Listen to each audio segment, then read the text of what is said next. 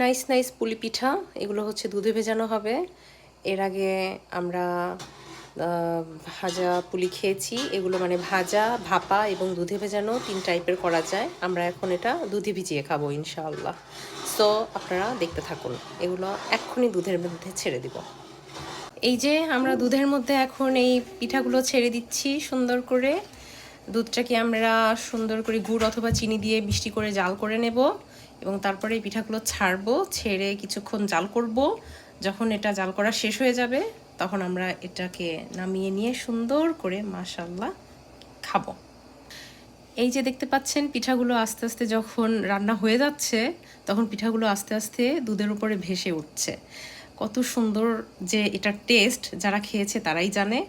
So আপনারা যারা খাননি তারা অবশ্যই ট্রাই করবেন বাসায়, আর যারা পারেন না তারা আমাকে কন্ট্যাক্ট করতে পারেন, আমি শিখিয়ে দেব।